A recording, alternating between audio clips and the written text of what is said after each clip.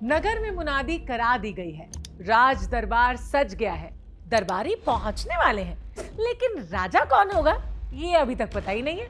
कोई बात नहीं, प्रजातंत्र है भाई, राजा तो सबकी सहमति से ही चुना जाना चाहिए ना। लेकिन सवाल ये है कि ये सहमति कभी होगी भी या नहीं।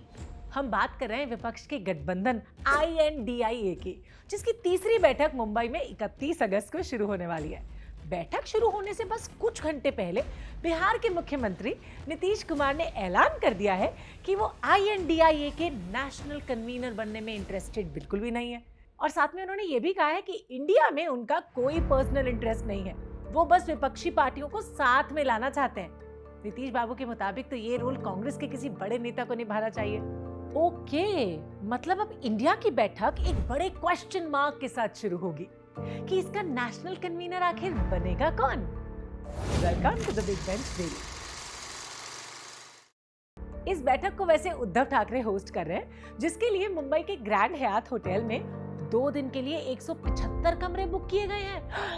ओह माय गॉड, बिल्कुल सही सुना आपने, 175 कमरे। और आप जानते हो क्या, यहाँ पे मिनिमम रेट क्या होता है एक कमरे को बुक करने का? 15,000 रुपए। और कुछ तो सीनियर नेता भी होंगे जो महंगे कमरों में रुकेंगे, I mean स्वीट में भी रुकेंगे, तो उनका एवरेज किराया होगा तकरीबन 18,000 रुपए। यानी 2 दिन के लिए 18,000 की एवरेज से 175 कमरों का रेट होता है 31,50,000 रुपए। मैंने जल्दी से कैलकुलेट कर लिया। ऊपर से खाने का, सिक्योरिटी का, कार्स का, प्रमोशन का और मिसलेनियस खर्चा सब कुछ अगर मिला लिया जाए तो कम से कम 4 से 5 करोड़ रुपए का खर्चा तो हो ही जाएगा। क्यों?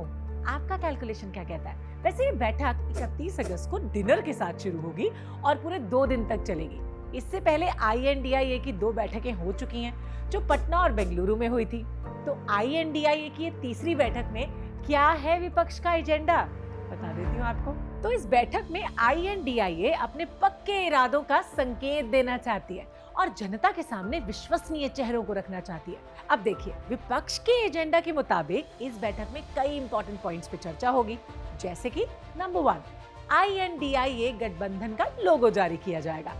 नंबर 2, INDIA गठबंधन के कोऑर्डिनेशन कमेटी के मेंबर्स के नामों पे मोहर लगेगी। वैसे इंडिया ग्रुप की कुछ पार्टियों का मानना है कि फिलहाल कोऑर्डिनेशन कमेटी बनाना बहुत जल्दबाजी हो जाएगा, फिर भी जनता को एकता का संदेश देना तो इम्पोर्टेंट है ना। नंबर 3, अलायंस का एक कन्वीनर या फिर कोऑर्डिनेटर बनाया जा सकता है। नंबर 4, दिल्ली में INDIA के हेड ऑफिस को लेकर चर्चा होगी, मतलब INDIA के सारे फंक्शंस दिल्ली में किस ऑफिस में कंट्रोल होंगे ये फाइनल किया जाएगा। नंबर 5, INDIA के प्रवक्ताओं को लेकर भी चर्चा होगी। प्रवक्ता फाइनल करने का मेन मोटिव ये है कि अलायंस का सुर और स्वर एक हो, मतलब विपक्षी गठबंधन की ओर से मीडिया के साथ प्रवक्ता ही कम्युनिकेट करेंगे। नंबर 6, फ्यूचर में सामूहिक रैली और जनता से जुड़े मुद्दों पर आंदोलन का ब्लूप्रिंट तैयार होगा। नंबर 7, इंडिया में कुछ और दलों को जोड़ने के लिए ना क्या कुछ किया जा सकता है, इस पे भी चर्चा होगी। नंबर 8, आने वाले विधानसभा चुनाव में किस तरह से अलायंस आगे बढ़ेगा ये लगातार एक सवाल बना हुआ है। कुछ नेताओं के पॉइंट ऑफ व्यू इस मुद्दे पे डिफरेंट हो सकते हैं, क्योंकि स्टेट इलेक्शंस और सेंटर इलेक्शंस में बहुत फर्क है।